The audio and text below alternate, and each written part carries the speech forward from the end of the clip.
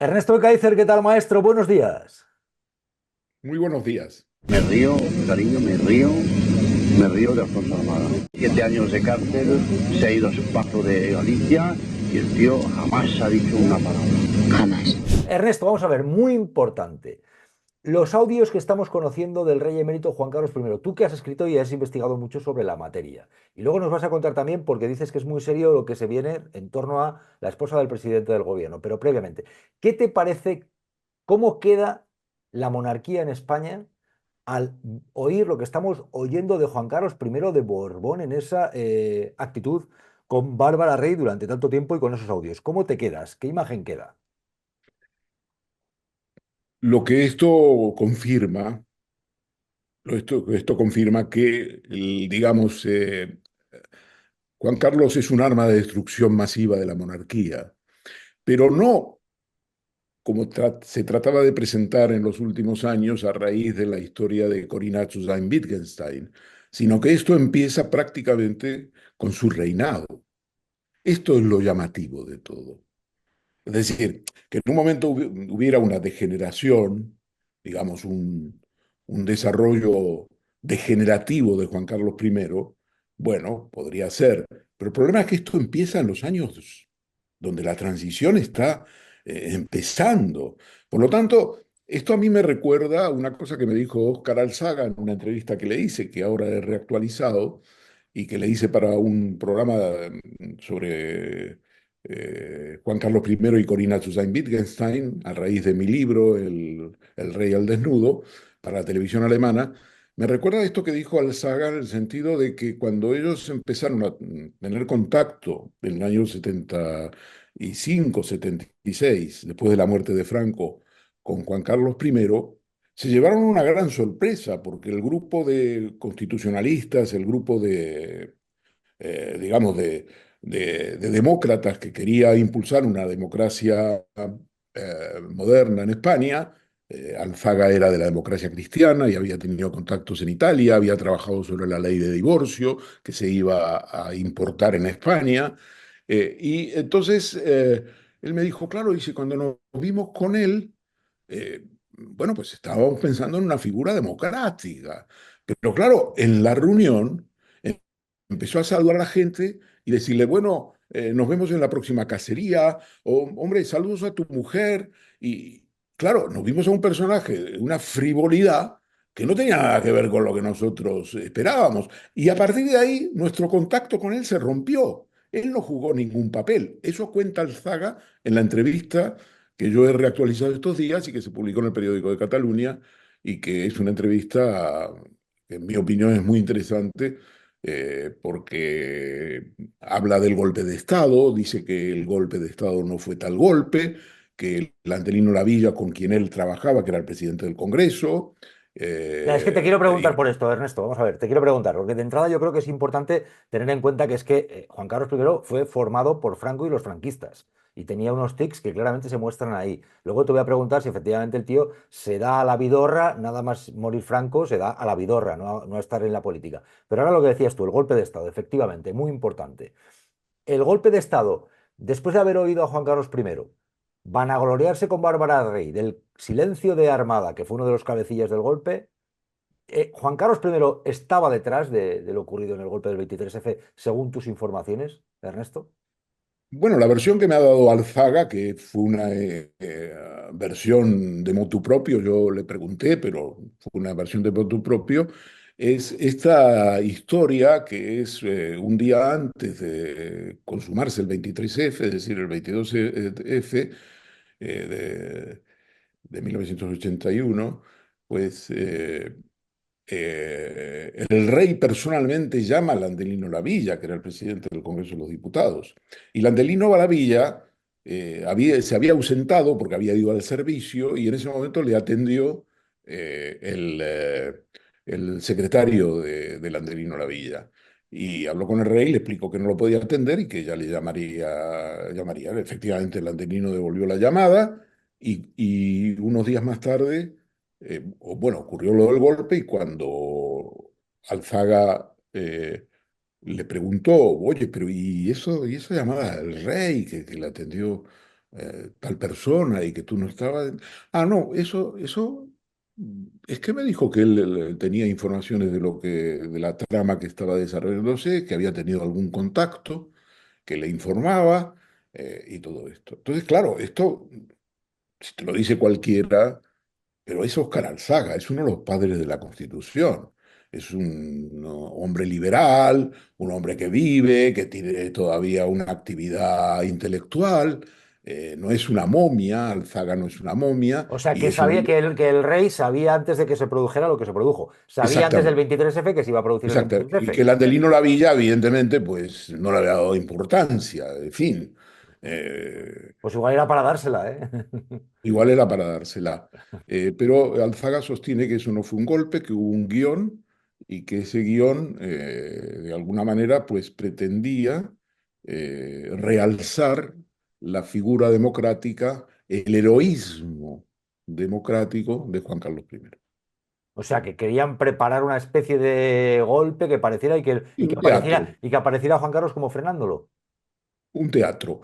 Lo que yo pienso es que en todo caso, ahí Juan Carlos jugó un papel dual, que de alguna manera estaba jugando al mus y que hizo creer a unos y a otros lo que mejor le convenía a él. Su conducta en la vida ha sido eso. Toda su conducta es una impostura. En el terreno matrimonial, no lo digamos ya, porque ya lo dicen sus palabras, lo dicen las anécdotas que conocemos, las relaciones que ha tenido. En el plano económico financiero, pues ha sido un defraudador. Ha defraudado a la Hacienda Española por más de 5 millones de euros y ahí nos quedamos cortos porque probablemente haya defraudado por más, pero como somos muy buenos aquí y Hacienda somos todos, pues se lo hemos perdonado. Y pagó algo más de 5 millones de euros y tal. Luego sus fundaciones están ahí, la Fundación Lucum en Panamá, la Fundación, eh, una fundación en Liechtenstein que hizo con su primo remoto, Álvaro de Orleans, la fundación que se llama Zagatka, que en ruso quiere decir misterio, y ahora la nueva fundación que está lanzando desde Emiratos Árabes Unidos, que es una fundación, yo creo, para colgar el patrimonio que él tiene fuera, porque por algo quiere eh, rendir sus declaraciones fiscales en Emiratos Árabes Unidos, por un lado, y por otro lado, mi teoría es que es un cepillo, como en la iglesia, en el sentido que él está pensando en la herencia que le va a dejar a sus hijas y por lo tanto está pidiendo una contribución a esa fundación. No solamente es para colgar patrimonio que ya tiene, que ya tendría, sino también para que la gente colabore con la institución monárquica, donando a su fundación, fundación que luego pasará a manos de sus hijas. Fundación que no tiene nombre, lo mismo se llama Froilán, Ernesto. No, sí tiene nombre, se llama Así. Sumer, Fundación Ah, Sumer, que es el ah. nombre que él utilizaba con Bárbara Rey y con sus amantes, con Corina Wittgenstein, que también lo ha contado, que es Su Majestad el Rey, es una gracieta. Sumer, Es todo de película de Pajares y Berlanga, Ernesto. O sea, vamos a ver, lo que nos contaron se está desmoronando de una manera muy patética. O sea, aquí durante mucho tiempo nos dijeron que era un rey ejemplar, el mejor embajador que tenía España en el mundo. la marca Un España. estadista, la marca España. Y ahora esto queda como muy cutre. Esas conversaciones son cutre, no lo siguiente. Las fotos que han aparecido son muy cutres. Ahora que lo de que nos cuentas tú de Sumer es cutre, no lo siguiente. La familia, o sea, hay elementos de cutredad muy, ¿no te parece? O sea, la forma que tenía de. Luego, con qué facilidad se va de la lengua con Bárbara Rey, con una vedette que le está haciendo. Que, oye, qué habilidad para tirarle de la lengua, pero tampoco se le veía sufrir mucho para que el otro cantara. O sea, vaya forma de mantener los secretos del Estado. ¿Cómo hablaba? En plan gañán total, ¿no te parece? Bueno, que ha quedado como un gañán.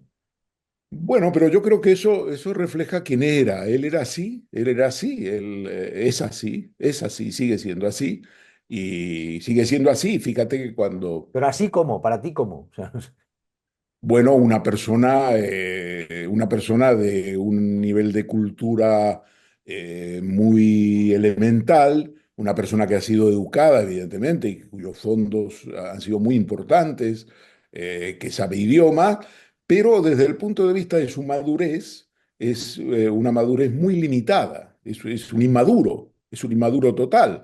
Hombre, luego viene Villarejo y te dice que le trataron con, porque se lo dijo Corina, le trataron con drogas porque era en fin, tenía una libido incontenible. Bueno, puede ser, puede ser. Esto de las drogas se comentó y existe un documento en relación a eso. Y la propia Él Corina, dijo hormonas, Viejo. hormonas, sí, sí. La propia Corina, sí, digo drogas en el sentido de hormonas. La propia Corina consultó en el extranjero a un médico francés. Luego lo que tenemos es, por lo tanto, un personaje que lo tuvo todo muy fácil. Ten en cuenta que quien debía ejercer el reinado es su padre, don Juan.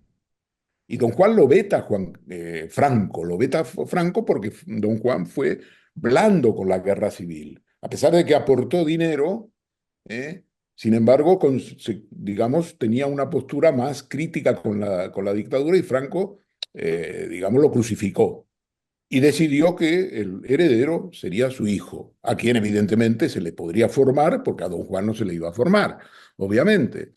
Entonces, de ese punto de vista, lo que tenemos es a una persona que, digamos, es un vividor, ha sacado partido de una situación de debilidad de su familia, ha tenido el problema con su hermano, a quien ha matado, según dicen, por accidente. Es decir, es una situación muy compleja, compleja que ha dado lugar a un vividor, a un tipo que no se ha dado cuenta que era el jefe de Estado, Bueno, no se ha dado cuenta se ha que dado era el cuenta jefe de Estado de perfectamente. España. Se ha dado cuenta, pero bajo la fachada de hombre serio y responsable y el que llevaba a lomos la democracia española, era un golfo. Darse cuenta, claro que lo Claro, sabía, Ernesto. claro, no, pero quiero decir que, digamos, este era el estilo, ¿no? El personaje es el estilo.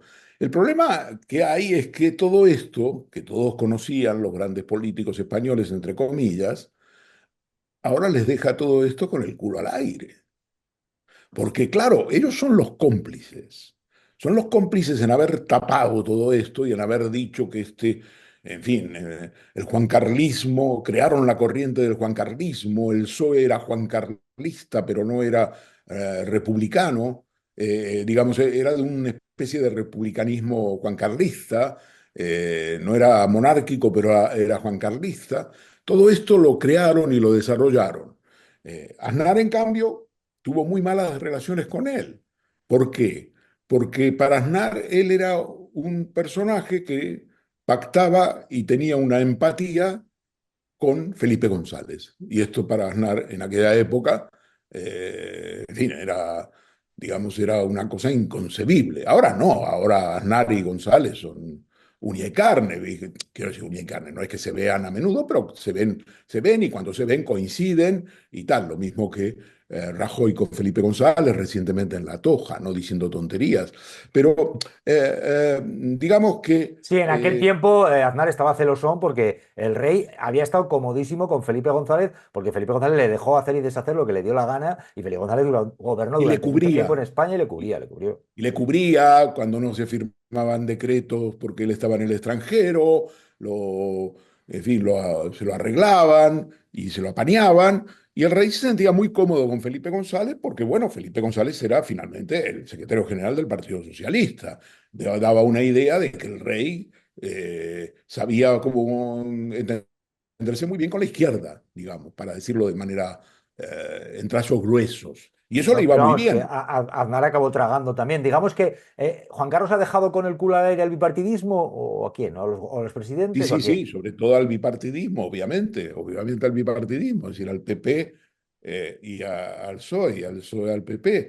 Lo que pasa es que esto trasciende a los partidos y es un tema personal, porque todo lo que le trataron son estos personajes que, como González, que el otro día cuando le preguntaron sobre los audios de Bárbara Rey y Juan Carlos I, se contestó irritado, dice, ni puta idea, pero si tú no tienes que escuchar, Felipe, querido Felipe, tú no tienes que escuchar esos audios, porque te los conoces de memoria, porque en tu gobierno, el CECID, el Centro de Informaciones para la Defensa, y luego CNI, Centro Nacional de Inteligencia, te informaba de lo que pasaba. Si negociaban con ella, qué te van a aportar a ti los audios que no sepas?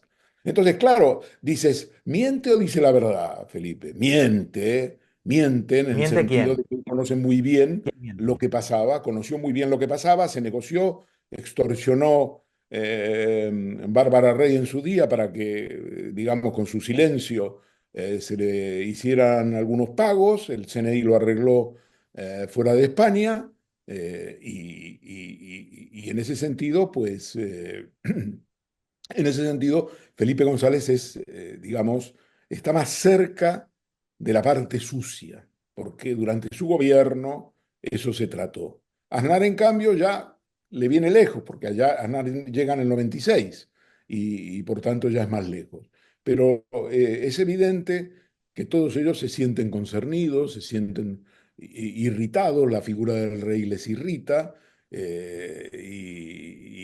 y contestan de esa manera cuando... ¿Y por qué? Porque son cómplices, porque todos fueron cómplices, porque nadie se plantó delante de él y le dijo lo que tenía que decir. Sí, sí, porque aunque Aznar tomó alguna medida, acabó tragando. Es decir, al final la impunidad se la han concedido todos y la realidad es que y siguieron, entre los gobiernos, ¿eh? Siguieron con los sucesivos gobiernos. O sea, siguió con Zapatero, siguió con Rajoy, hasta que esto termina, pues viéndose con las queridas, yendo a las cacerías, moviendo el dinero fuera de España. Eso ha ocurrido y sigue ocurriendo, de hecho. Pero si entra y sale cuando le da la gana, todavía hoy. Y no declara ante un tribunal, entra y sale de España cuando le da la gana. No sabemos cuánto tiene y dónde lo oculta.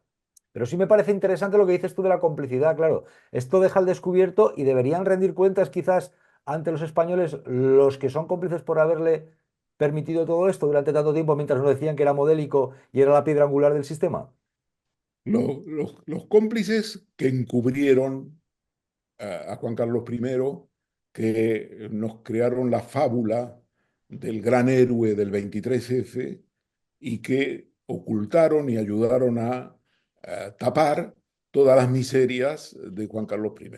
Esos son los cómplices, son los diferentes gobiernos del Partido Socialista y del Partido Popular. Y claro, ahora ante las noticias de los audios, reviven esa historia, porque ellos son los que mejor la conocen.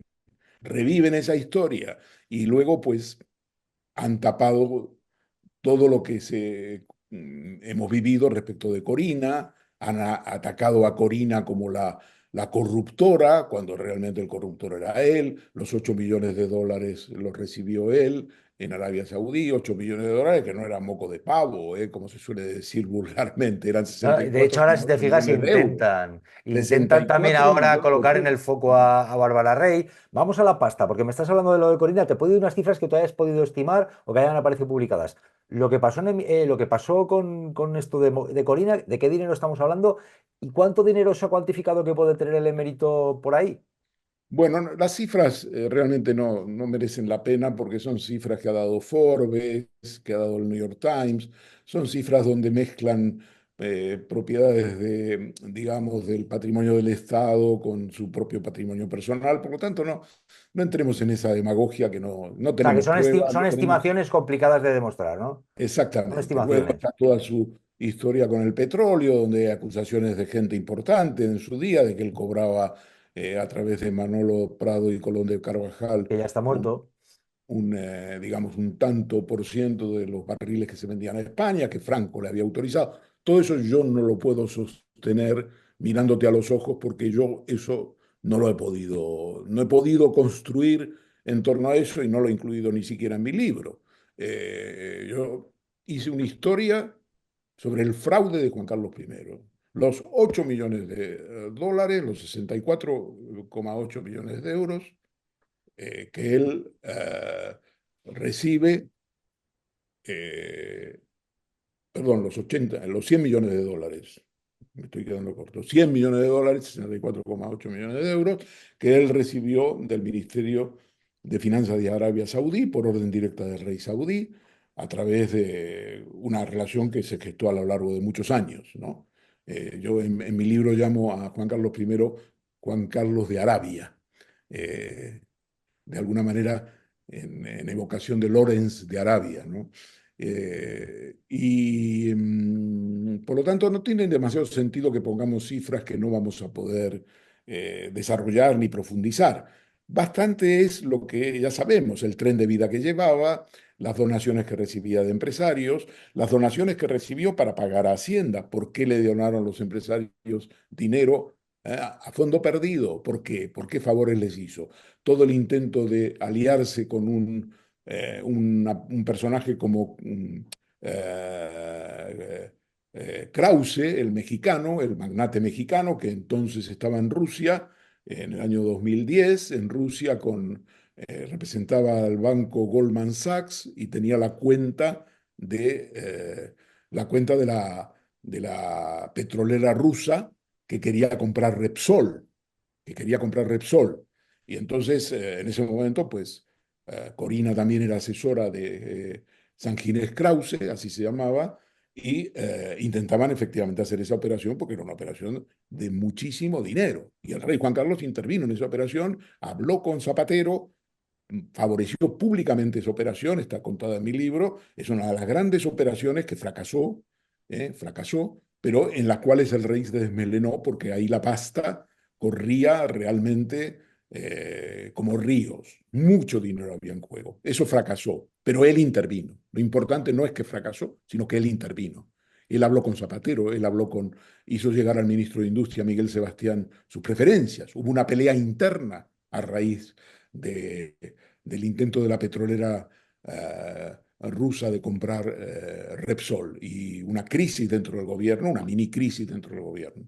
Entonces, todo eso lo conocemos bien y probablemente haya muchas más cosas, pero lo que está saliendo ahora nos da la idea de que la corona estaba en una situación de liquidación, estaba de remate con Juan Carlos I. Por eso le obligaron a irse. No quería irse. Estaba incluso dispuesto a casarse con Corina. Viajó a Alemania para pedirle la mano a su padre. Pidió un dictamen de un bufete de abogados de Madrid y todo eso. Y entonces ahora nos va a contar sus memorias a través de la pluma de la hija de Regis Debray. ¿Y qué nos va a contar en francés? Vamos a ver, Ernesto, yo estoy El pensando. francés, Jesús, suena muy bonito, es una Sí. lengua que yo adoro. No, el Mi francés hija es vive en sí, está claro Francia. que el francés le gustaba. Vamos a ver, Ernesto. Yo estoy pensando que estos pajares y aquello de Mariano Ozores, Berlán, ¿qué tal? Se quedaron cortos. Se quedaron cortos. O sea, Muy esto es una corto, especie de. claro. Este ha sido. Y Froilán incluso se queda como aprendiz. En un momento hemos hablado aquí, en un momento que te he estado escuchando, ¿eh? De Arabia Saudí, de los jeques, de Rusia, de las petroleras. En un momento que te he dejado hablar. O sea, aquí sale lo peor del globo, de lo peor del planeta. Para luego acabar diciendo que un rey se va a pedir la mano a Alemania, siendo el rey para casarse con otra. Pero ¿esto qué es? O sea, vamos a ver, ¿esto qué es? ¿Esto qué es? Y al mismo tiempo contándonos que era el rey ejemplar, campechano, modélico, y le aplaudían. Y nos lanzaba el discurso ese de moralina el día de la Nochebuena cada año. Claro, pero eso te indica por qué él tuvo que abdicar. Se trataba de salvar a la corona. Y para salvar la corona, de alguna manera Sofía, su esposa, tenía que asumir sobre sus espaldas todo el tema de la sucesión a través de su hijo. Y evidentemente para salvar a la monarquía necesitaban la sucesión, necesitaban que Felipe VI se convirtiera, perdón, en Felipe VI. Y él se resistía. Esto es el año 2014. Esto es el año 2014. En el año 2012 él todavía está coqueteando con Corina después de una ruptura y en el año 2012 Jesús le transfiere para ser mujer de paja los 64,8 millones a una cuenta en Bahamas. 2012. Entre el 2012 y el 2014, esos cómplices le empiezan a presionar para que se vaya porque va a destruir la monarquía. Con Juan Carlos no se necesitaba una revolución francesa. Con Juan Carlos era confiarle a Juan Carlos la destrucción masiva de la monarquía. Ya estaba en ese camino y por eso le echan. Sobre Bárbara Rey y el rey. No tengo ni puta idea de lo que me habláis. Hay algunos problemas serios. Quiero anotar lo que ya me dijo el juez Castro en su momento, con todo lo que había ido investigando. Él no utilizó estas palabras, utilizó otras, pero yo voy a decir un pija loca. Lo peor es que sabiendo que es un pija loca, le consintieron y le taparon todo esto. Y cuando ya llega la abdicación porque como dices tú, esto se desmorona y preparan la operación campechano por preparado. Porque la cosa se iba ya, que había llegado a un punto ya que era una absoluta locura. Pero durante todo el tiempo que le consintieron lo que le consintieron al pija loca este, mm, hay quien debería responder. Hay quien debería responder. Si él dicen que no va a responder porque es inviolable, aquí hay presidentes del gobierno que deberían dar explicaciones. Y no ocurrirá porque entre todos se han tapado. Es lo que quería decir. Así es. Hay algunos defectos que se le atribuirán y como nuestra memoria no nos sitúa en los acontecimientos tal como fueron, sino en la actualidad que se le sirve, se deteriorará ahora y se recuperará cuando se haga la historia. Y cuando se haga la historia de verdad. ¿Pero cómo puede estar la política para que salga Ayuso a decir que ETA está más fuerte que nunca cuando ETA ya no existe? ¿Cómo Bueno, estamos? francamente, yo creo que el hecho de que Ayuso se haya juntado con Milei, el presidente argentino, que está completamente chalado, aparte de ser un ultraderechista, porque se puede ser ultraderechista y estar chalado, ¿no? Él reúne ambas condiciones. Yo creo que ella ha entrado en una espiral todavía mileísta, espectacular, ¿no? En el sentido de que dice las cosas más inverosímiles, como dice Milei, ¿no? Entonces, Milei dice que él mismo es el estadista más importante de todo el mundo en este momento, él y Trump. Y Ayuso, bueno, no dirá esto obviamente en público, porque sería un ridículo, pero seguramente que lo piensa, y en cambio nos ha dicho esto de que ETA está más fuerte que nunca. En otros términos, ETA es inagotable, ETA es inmortal, ETA es, bueno, es una fuerza sobrenatural casi. Y esto es un poco lo que nos ha venido a decir Ayuso, que es la fuerza de choque de Feijóo en todo este tema de las penas, eh, digamos que los etarras, terroristas, pues han pasado en el exterior, han cumplido en el exterior y que se les tiene que obviamente reconocer, porque ese es el principio de justicia que debe ser aplicado. Y que además el PP, como bien sabes, por supuesto que en su día pues consideró que no se podía saltar sobre eso, ¿no?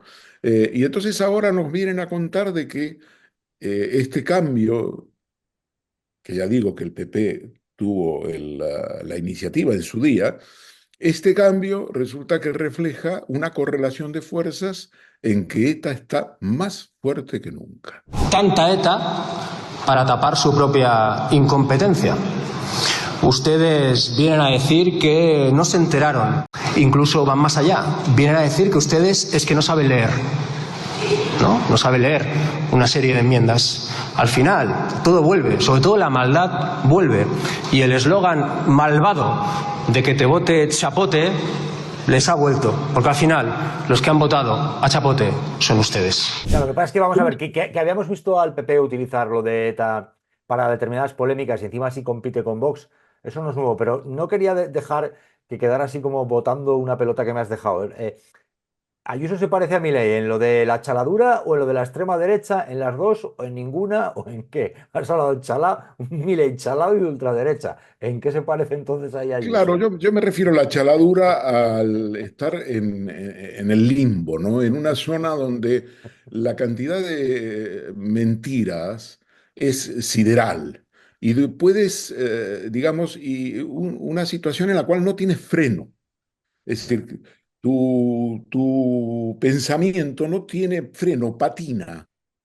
Es Ya. decir, está patinando permanentemente.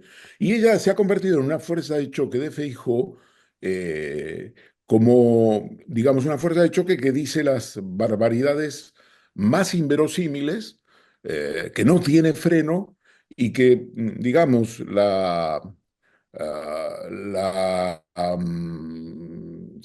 digamos, la blandura, por así decir, no en el sentido de que no sea crítico con el gobierno, que es muy crítico, pero la inconsistencia de Feijóo pues hace que cobre mayor vuelo. Hoy me he enterado, se lo he transmitido a algunos magistrados del Supremo, cuyo nombre no diré, me he enterado que el Tribunal Supremo tiene un nuevo portavoz. Y me han dicho, ¿cómo un nuevo portavoz? Hombre, claro, digo, ahora tiene un portavoz que es el jefe de gabinete de la presidenta del gobierno y que se llama Miguel Ángel Rodríguez, Mar para los amigos, Mar, M-A-R, y que no solo es el portavoz del Tribunal Supremo, sino que además nos cuenta noticias bomba, es decir, scoops, primicias. Por ejemplo, nos contaba la primicia de que este martes, ayer, pues el Tribunal Supremo, la Sala Segunda, que preside Manuel Marchena, iba a decidir empezar las investigaciones contra el fiscal general del Estado, Álvaro García Ortiz. Y entonces nos decía, este martes lo deciden.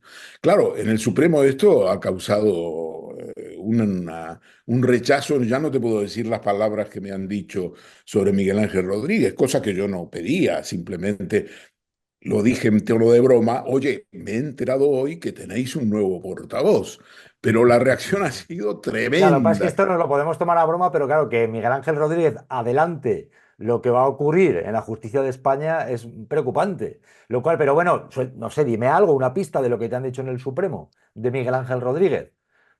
No, no, quiero decir que lo consideran un personaje que no tiene realmente contacto con los magistrados, que esto, claro, el problema es el siguiente, Jesús.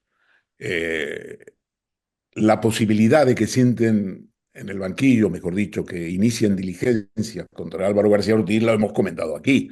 Yo mismo te lo he dicho. Una cosa es que te lo diga yo y otro que lo diga el jefe de gabinete de la presidenta de la Sí, Comunidad de no, Madrid. y otra cosa es que diga que puede ocurrir, otra cosa es que diga que sepa hasta el día en el que va a ocurrir. Esta es la Exactamente. clave. O sea, Entonces, puedes presumir que lo van a imputar o que van a abrir una investigación, pero ya decir hasta el día que va a ocurrir es claro, preocupante que sepa eso el lo jefe que de les ha gabinete. hecho es realmente una jugarreta y por eso están tan mosqueados. A mí me Ahora, preocupa si por tú me qué tiene esa preguntas, información, Ernesto. Me preocupa por qué claro, tiene esa suponiendo información. que sea una información. Ya, claro, también, también. El problema es que retrospectivamente, cuando decidan, que no será esta semana, ya lo podemos decir abiertamente, no será esta semana, porque a mí me lo han dicho, eh, retrospectivamente, si deciden abrir diligencias, tal como pide el Tribunal Superior de Justicia de Madrid, contra Álvaro García Ortiz, por la famosa nota donde se hablaba de la pareja de Ayuso, de Alberto González Amador, que ha confesado tener dos delitos, haber cometido dos delitos contra la Hacienda y que está dispuesto a pagar hasta 500.000 euros para librarse de 8 meses de cárcel, 4 y 4 por cada delito. eh, pues si efectivamente deciden, como hemos hablado en este programa contigo, sentar en el banquillo, todo el mundo dirá, el Supremo le había filtrado a Rodríguez la noticia. De modo que él juega con esto, ¿no? Él juega con esto y está trabajando en su doble rol como periodista, antiguo periodista, digamos, de hace muchos, muchos años, periodista de la antigüedad, y como jefe de gabinete de Ya. Isabel Díaz Ayuso. Y a determinadas horas del día, no sé si como algo más, Ernesto. Y te diré más, a determinadas horas del día, no sé si como algo más. Y luego no olvidemos que es alguien que se ha dedicado también a amenazar a periodistas. Solo un matiz a lo que ha dicho antes, ha hablado de la presidenta del gobierno, Ayuso, presidenta del gobierno de Madrid, que ya quisiera ser presidenta del gobierno así a secas. Sí, Presidenta del sí, gobierno de presidenta de Madrid. la Comunidad de De Madrid, la sí. Comunidad, del gobierno de Madrid. Y ahora mismo el gobierno trabaja para Bildu y que todo el mundo sabe lo que hay detrás de Bildu, hace que nos recuerde que ETA está muy fuerte, más fuerte que nunca y está consiguiendo sus fines. Y es algo que lamentamos totalmente. Ernesto, ¿qué va a pasar? Y esto es muy importante. ¿Qué va a pasar? ¿Qué puede pasar con el gobierno, con lo relacionado con Begoña Gómez? ¿A qué escenario vamos con las informaciones que tienen? Porque esto es materia también, es terreno pantanoso. El auto de la Audiencia de Madrid del lunes pasado es un auto cuidadosamente estudiado. El ponente, el señor de Vergés de Ramón, de la Audiencia de Madrid, de la sección 23, pidió a Peinado, al juez Peinado, la causa completa, íntegra. ¿Qué quiere decir la causa completa, íntegra? Todo en papel. Porque en este momento en la Audiencia de Madrid existe un sistema por el cual está digitalizado, pero no completamente. Es decir, que tienes una parte digitalizada y una parte en papel. Y eso hace que muchas resoluciones, recursos no estén unidas todas, y por lo tanto tienes que pedirlo todo. Como sabes, el juez no envió un recurso, que precisamente era el recurso, uno de los dos recursos que tenían que estudiar, en su reunión en principio prevista para el 30 de septiembre, y se aplazó para este pasado lunes. El auto no tiene ninguna novedad, no hay en la causa ninguna novedad contra Begoña Gómez. Tú dices, bueno, oye, ¿cuáles son los progresos desde el 26 de abril, desde la denuncia del sindicato Manos Limpias con recortes periodísticos y la actualidad? Han pasado 5 meses. No se cita en el auto de la Audiencia de Madrid ningún hecho nuevo. Lo que el auto hace es explicar por qué Peinado está haciendo esta investigación. A partir de los documentos de la UCO, la Unidad Central Operativa de la Guardia Civil, que hizo 2 informes, y de la denuncia inicial del sindicato Manos Limpias. Por decir manos de alguna manera limpias, porque se llama así, pero como sabemos todos, son manos que no son limpias, son sucias. Entonces, lo que ellos dicen es que aquí hay una trama que hay que investigar y que estamos en la fase inicial de la investigación. Y que, por tanto, cuando estamos en la fase inicial de la investigación, la calificación de los delitos se hace más difícil. Estamos hablando de delitos de tráfico de influencia y otros, corrupción en los negocios.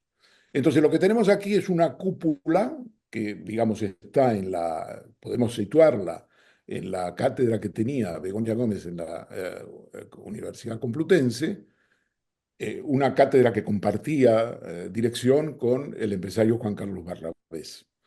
Y entonces en otra pata, digamos, digamos en el vértice tenemos eso. Luego, en otro vértice tenemos las empresas de Barrabés, que negociaban con la administración y que desde la formación de esa cátedra tuvieron una expansión hasta conseguir 99 contrataciones. Perdón, 99 contrataciones con Red.es, que es una sociedad dependiente del Ministerio de Transformación Digital, por alrededor de 24,9 millones de euros. Y que sobre todo consiguieron impulsar esos negocios, esos contratos, a partir de la formación de esa cátedra. Y también nos dicen que Begoña Gómez constituyó una empresa propia que a su vez tenía relaciones con las empresas de Barrabés.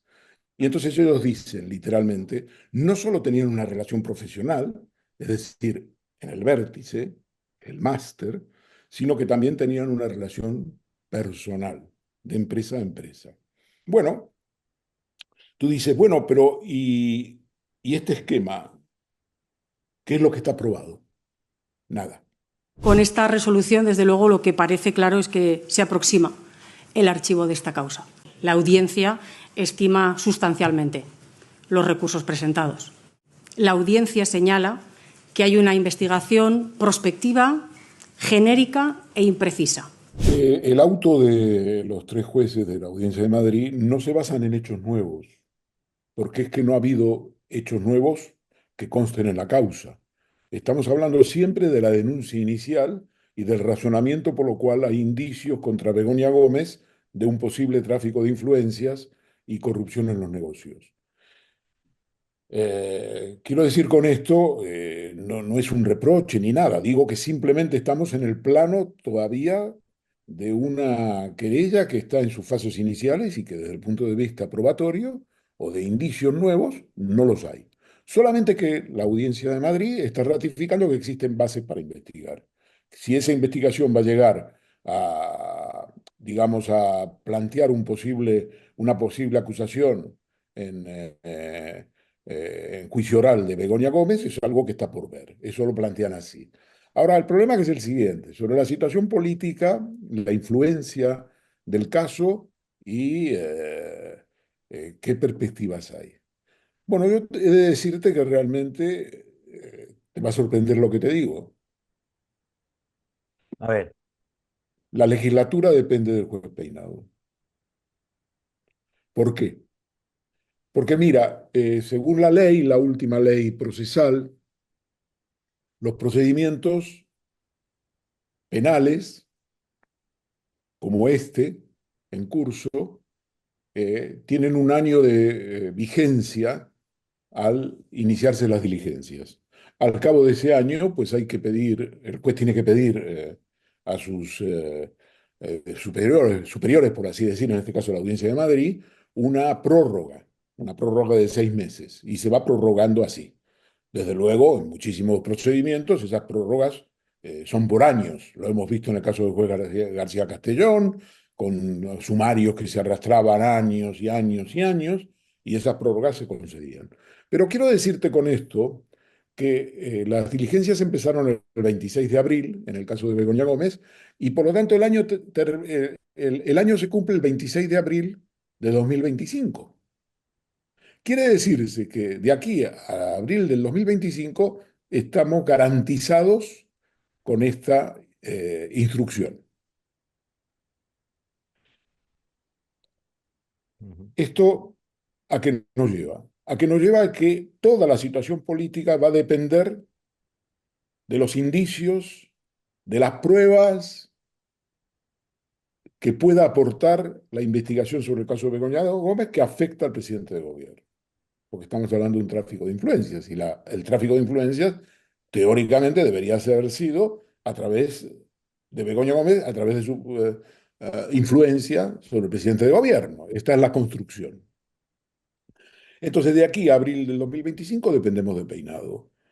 Y no solamente abril del 2025, porque son una cantidad de diligencias impresionantes las que tendría que haber. Porque fíjate, hay 97, 9 adjudicaciones de la sociedad Red.es, que depende del Ministerio de Transformación Digital. Bueno, teóricamente, el juez puede llamar a declarar a todos los ministros que han sido de transformación digital, a todos los directores generales de la Red.es, para preguntarles por qué se adjudicaron esos contratos a las empresas de Juan Carlos Barrabés.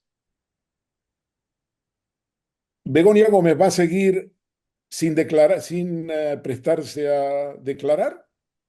Hasta ahora, esa estrategia se basaba, digamos, en una cierta chapucería, por así decir, de las resoluciones del juez Peinado. Pero ahora que la Audiencia de Madrid ha dicho, oiga, usted se ha negado a declarar, pero vienen a decir, pero eso puede usted cambiar de posición. No cambiará de posición la defensa de Begoña Gómez. Yo creo que ahora, una vez que la Audiencia de Madrid ha dicho aquí lo que está en juego son la relación entre Begoña Gómez y las empresas de Juan Carlos Barrabés, eh, tiene que declarar, tendrá que declarar, prestar declaración y decir eso no es cierto, esto está distorsionado, aquello está manipulado, está haciendo una interpretación sesgada. Algo tendrá que decir. Algo tendrá que decir. Entonces, yo creo que la defensa, tal como la ha mantenido hasta ahora, ahora va a cambiar. Pero claro, Jesús, cuando vas y declaras, eso es una noticia de primera página en España y en todo el mundo. Es la esposa del presidente de gobierno. Con esto voy a que es un caso de gran repercusión política y por lo tanto también en los aliados del gobierno. Por lo tanto, la legislatura, a partir para mí del auto de ayer, del lunes, pende del rey Peinado, del juez Peinado, del juez Peinado. ¿Por qué? Porque toda la instrucción va a acaparar el interés de la opinión pública y de la prensa, sobre todo, de la opinión publicada. Y por tanto, toda la legislatura va a tender a depender de ello. ¿Va a haber un calvario a partir de ahora y pretenden que haya un calvario, una especie de vía crucis para Sánchez, para Begoña Gómez, para el gobierno a raíz de la iniciativa del juez Peinado? Creo que ese calvario va a tener lugar. Va a tener lugar porque Begoña Gómez tendrá que prestar declaración y será realmente los medios de comunicación, la televisión, será el centro de la atención próxima. Estamos en una situación muy parecida, insisto una vez más, a los años 95-96 de Felipe González como presidente de gobierno, que culminó con la victoria muy ajustada por 250.000 votos de Aznar en el año 2000, en el año 1996, en marzo Pactando, del... pactando con los nacionalistas catalanes y vascos, Por supuesto, por aquellos que supuesto. iban a romper España. Está hablando catalán en la intimidad y valorando realmente a Pujol, ofreciéndole también la eliminación del servicio militar, la transferencia de los Mossos d'Esquadra, el 3% e iniciar la recaudación impositiva propia en Cataluña, todo eso que luego han negado a hacer a todo el mundo, porque siempre lo comentamos, los que son propietarios digamos, los propietarios de la hacienda española, ¿eh? Del cortijo, es el PP. El PP puede hacer lo que quiera, puede negociar con ETA, puede negociar con los catalanes. Los que no pueden hacerlo son los ocupas. Pedro Sánchez, los socialistas cuando les toca, eso no lo pueden hacer, porque eso está reservado a los propietarios. Y los comunistas eso es malo, pero lo que haga la derecha, sí, sí, pero es cierto que el escenario, entonces tú dices que se abría a partir de ahora es que va para largo, o sea que el proceso con Begoña Gómez va a prolongarse, No, van a tener que ir a yo ya declarar sabía que se iba Begoña a Gómez prolongar y durante la ministros. legislatura. Ministros Yo también ya van a lo ir a... sabía y lo hablamos aquí. Pero Ujú. lo que ahora tenemos es que la Audiencia de Madrid ha puesto las cartas sobre la mesa, ha blindado a Peinado, lo ha blindado. No digo que esté mal blindado, digo que ha blindado esa investigación. Ya no es una investigación de Peinado, es una investigación de la Audiencia de Madrid, porque la Audiencia de Madrid ha puesto el andarivel por donde tiene que discurrir esa investigación. Le ha dicho a Peinado, oiga, causa general no, ¿eh? Y yo elimino el párrafo, fíjate la gran concesión a la defensa, elimino un párrafo donde Peinado decía el 1 de julio pasado que se estaban investigando todas las actividades de Begoña Gómez desde la llegada del presidente, desde la llegada de su esposo a la Moncloa. Claro, eso lo han tenido que eliminar porque, hombre, a ver, eso se puede hacer, pero no decir, hombre. Y en cambio han salvado otro párrafo donde dicen que hay que investigar las relaciones de Begoña Gómez con Juan Carlos Barrabés. Ese es el centro de la investigación. Entonces, lo que tenemos aquí es, hasta que se convoquen elecciones, Peinado. Peinado para rato. Por lo tanto, esto va mal. Peinado va a hacer el trabajo de instrucción y Ayuso pues se encargará de deteriorar y de explotar la historia de Begoña Gómez, llamándola a declarar a la Asamblea de Madrid y haciendo toda la labor de zapa para ir preparando el terreno. Pero bueno, llamarla a declarar Sí, a la Asamblea de Madrid lo hace el PP y Vox, no Peinado. sí, sí, no, no, no, Pero Ayuso, por eso, favoreciendo eso, Peinado claro. propicia. Ujú. No, Peinado hace su trabajo. Digo que ella sacará una rentabilidad paralela, marginal, llamándola, por ejemplo, a declarar a la Asamblea de Madrid, dejando de momento el Senado para otra ocasión y tal. Si esas investigaciones progresan y hay nuevos indicios, pues eso condicionará toda la política electoral del Partido Socialista y en primer lugar de Pedro Sánchez. Por lo tanto, los escenarios en este momento han pasado a partir del auto de este lunes a una situación en la cual la Audiencia de Madrid está blindando a la investigación, está diciendo, ojo, esta investigación es nuestra. Por eso, Jesús, el acento debe ponerse ahora en que la Audiencia de Madrid ha desactivado las dos querellas. Esto es lo importante. Hoy empezaron a reunirse los ¿Qué magistrados querellas? ¿Qué superiores querellas? de justicia de Dice- Madrid, las dos querellas, la de Pedro Sánchez, la presentada por la Abogacía del Estado por un delito de prevaricación del juez Peinado, y la de Begoña Gómez a continuación, también por un delito de prevaricación contra el juez Peinado. Estas dos querellas pendían sobre Peinado. Los magistrados del Tribunal Superior de Justicia de Madrid estaban esperando el fallo de este lunes de la audiencia. Querían ver qué es lo que decía audiencia sobre la investigación. Y a partir del auto del día lunes, estas querellas se deshacen como azucarillo en una taza de café. ¿Por qué? porque ahora la justificación la ha hecho la Audiencia de Madrid, y es una justificación que no se puede llamar prevaricadora, ¿eh? Es decir, estamos, por lo tanto, aquí nos hemos topado con la Audiencia de Madrid. Y por lo tanto, esas querellas que se van a desestimar, y eso es una noticia que te doy, se van a desestimar todas. La del periodista que la presentó, la de la Abogacía del Estado y la de Begoña Gómez. Y por lo tanto, insisto, vamos a depender día tras día, mes tras mes, de la instrucción de Peinado. Este es el centro de la vida política española. Ya se acabó el tema de Puigdemont, de la amnistía, todo eso se va pagando completamente. Desde luego, habrá negociaciones para la financiación con Salvador Illa y eso lo pondrán en práctica.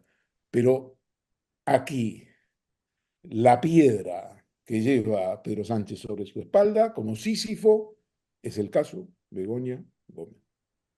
Hay quien diría, ¿y qué fue de la investigación sobre las residencias y los muertos en Madrid, los 7.291 fallecidos? ¿Qué fue de lo de la pareja de Ayuso? ¿Con eso va a pasar algo, Ernesto? ¿Tú Sí, con qué? la pareja de Ayuso va a pasar algo. Lo que pasa es que el Partido Socialista los tribunales y Más País han recurrido la decisión de la jueza y por lo tanto han alargado los plazos en un error garrafal, en mi opinión, porque el tema de la pareja de Ayuso estaba sobre la mesa, él quiere llegar a un acuerdo, quiere pagar incluso 5 millones,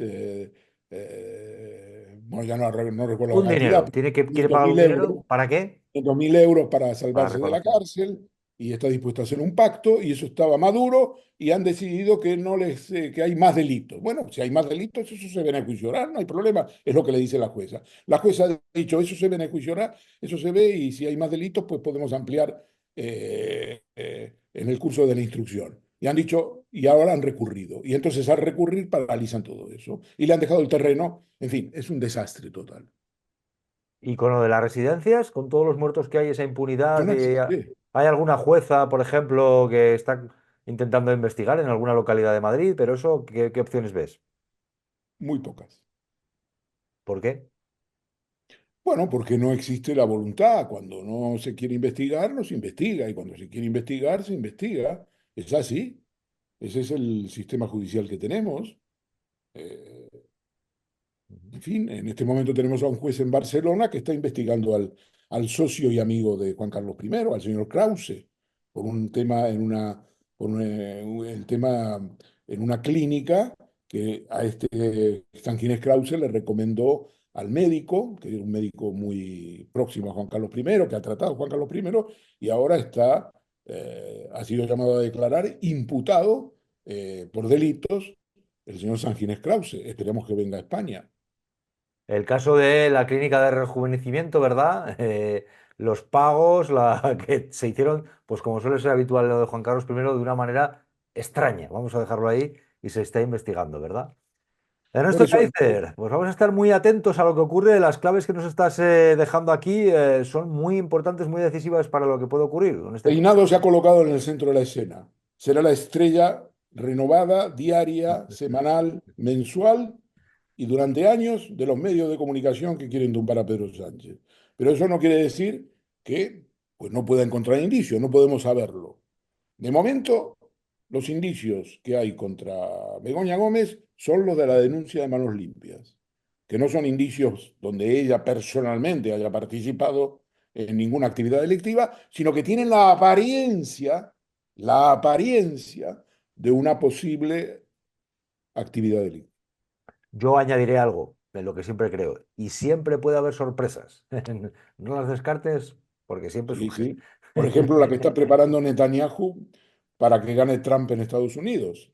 Tú sabes que en Estados Unidos la tradición es, hay una cosa que se llama la October Surprise, que es la sorpresa de octubre. Y es que el octubre, a medida que se acercan las elecciones, en este caso es el 5 de noviembre, el martes 5 de noviembre, eh, va a haber algo. Y efectivamente ya ha empezado a haber la ampliación de la guerra al Líbano, los ataques ahora a Siria y toda la operación de Netanyahu para prorrogar al máximo el juicio que está sufriendo en Jerusalén por 3 delitos de corrupción, están dando resultados, ¿eh? Y lo sabemos qué es lo que va a pasar en las próximas 3 semanas con la guerra, si la va a ampliar o no, porque está aprovechando evidentemente la pelea entre Trump y Kamala Harris a los efectos de dejar más o menos paralizado a Estados Unidos en su apoyo, paralizado digo, en su apoyo a Netanyahu, ¿no? Porque apoyan a fondo, no solo lo arman, sino que le apoyan políticamente, pero claro, él está aprovechando esa situación, él se lleva mucho mejor con Trump y con el yerno de Trump, que organizó toda la mudanza de la capital, de la embajada americana de la capital de Tel Aviv a Jerusalén, se llama Jared Kushner, pues él está tratando de forzar la situación a los efectos de que Trump sea el próximo presidente de los Estados Unidos. Sorpresas. Y también aquí habrá en España Siempre sorpresas. las hay, siempre las hay. Ernesto Kaiser, un placer como Buenos siempre, oír días. tus claves y tus revelaciones. Cuídate. Salud. Gracias. Salud. Adiós.